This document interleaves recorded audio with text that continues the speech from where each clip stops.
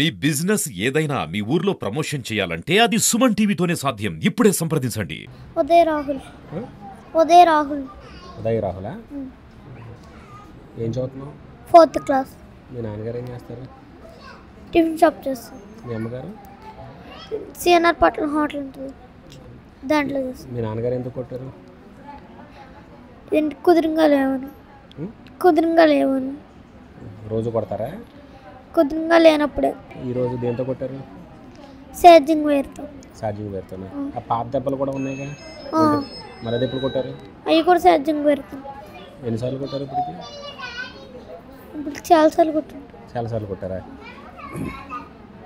నిన్నే కొడతారా, మీ చెల్లిని కూడా కొడతారా? మా చెల్లిని కూడా కొడతారా? ఈరోజు ఎందుకు కొట్టారు? కుదురుగా లేవను. నిజం చెప్పు. ఏం చెప్పాను? కుదురుగా లేవని అబద్ధాలు ఆడేమని కొట్టారు. ఏం అబద్ధం ఆడావు? నేను డోర్ కట్టిన తెంపేసి చెల్లి మీద పెట్టు అబద్ధం ఆడానని అలా కొట్టారు. సొంత నాన్నగారు కాదంటగా? కాదు. మరి మీ నాన్నగారు అంటే అలా అనమన్నారు. అలా అనమన్నారా? అబద్ధం చెప్తున్నారా? ఆయన మీ సొంత నాన్నగారు కాదా? కాదు. కావాలని నేను కొట్టారా? అబద్ధాలు ఆడు అలా చెప్పమన్నారా? అలా అనమంటున్నాడు. అలా అనమన్నారా? నిన్ను కొడతారా? కొడతాడు. రోజు కొడతారా? రోజుగా అబద్ధాలు ఆడినప్పుడు కుదురుగా అప్పుడు కొడతాడు. నీకు దెబ్బలు ఉన్నాయిగా? కాదు, పిల్లల్ని గొడ్డు బాదినట్టు బాధేసి చంపేస్తారా ఏంటి? చంపేంత కోపం మాకు లేదన్నా. కాదు, ఇప్పుడు అన్నది చంపేసుకో, చేతులారా చంపేసుకోవడానికి కాదు కదా. కొట్టాడు అసలు? కోపంలో కొట్టేశాడు. తను కొట్టడం కరెక్ట్ కాదు, నేను దాన్ని సమర్థించట్లేదు. అడ్డం వెళ్ళినందుకు నన్ను కొట్టాడు, కోపంలో కొట్టాడు తప్ప చంపేయాలి కన్నదా చంపేసుకోవడానికి కాదు కదా. నేను ఆహా, మేమిద్దరం అసలు మ్యారీడ్, తను మ్యారీడ్ కాదు అసలు. అబ్బాయి సొంత తండ్రి కాదు. సొంత తండ్రి కానప్పుడు కొట్టే హక్కు లేదు కదా. నేను చాలాసార్లు చెప్పానన్నా, చెప్పినాక తను వినిపించుకోలేదు. ఇక్కడ ఉంటున్నాం కదా, డాడీ అని పిలిచినాడు, కేర్ తీసుకుంటాను, ఇలానే ఉంటా. నేనేంట్రా అంటే తనకు వీక్నెస్ అయిపోయాను, నమ్మాను. కరెక్ట్ కాదు కదా. కరెక్ట్ కాదన్నా, కరెక్ట్ కాదు. కానీ ఒకసారి దిగిన తర్వాత తెలియదు కదా, అలానే ఉండిపోతాము. ఇప్పుడు ఏమంటారండి? ఇప్పుడు ఆయన అలా కొట్టేశారు, కుర్రోడికి ఏదైనా అయితే ఎవరికి బాధ్యత? ఒక ప్రాణం తీయడమే కదా. దానికి సమాధానం ఉందా? ప్రాణం పోతే వస్తుందా? రాదుగా. ఈ సంఘటనపై ఇరుగు పొరుగు వారిని అడిగి తెలుసుకుందాం. అమ్మ, ఏం జరిగింది అసలు? వాళ్ళు మేము ఒక పక్కనే ఉన్నామండి, ఒక పక్కనే ఉన్నాం.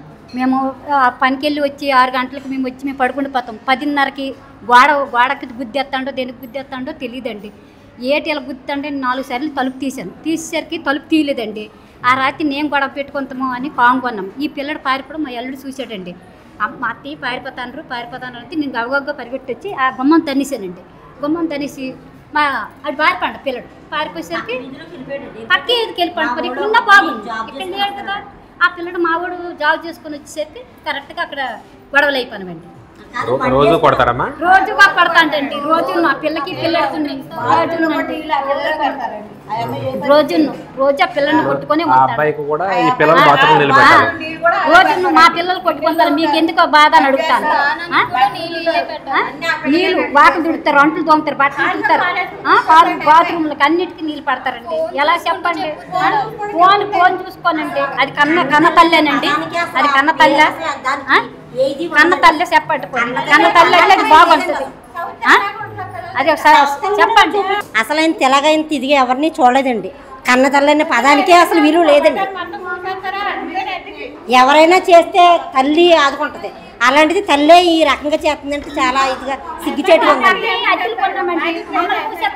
ఇప్పుడు మేము తెలిసి మాకు మనసు అంతా చాలా చలించిపోయిందండి.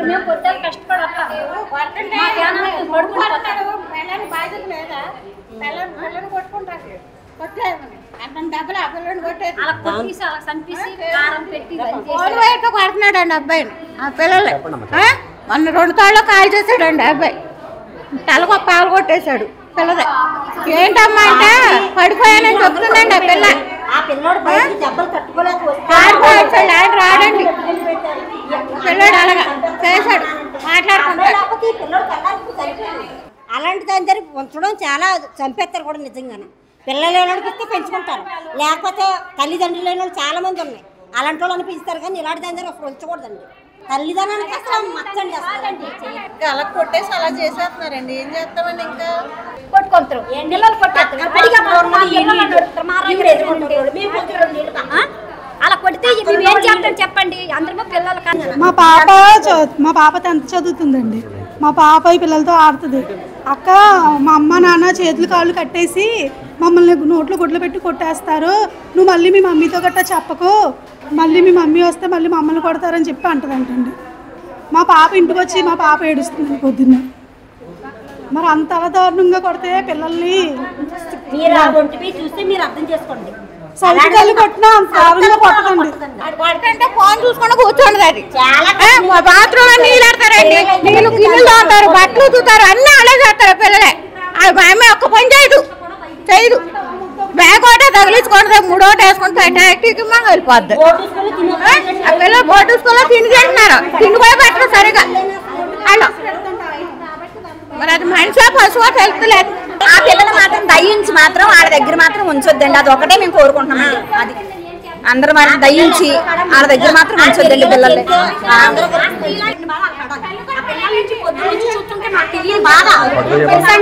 మేము వద్ద ఆవిడ అడిగితే తెలీదు, నేను చూడలేదని చెప్పిందండి. మాకు ఆవిడ చెప్పని అబద్ధాలని ఇప్పుడు తెలిసింది.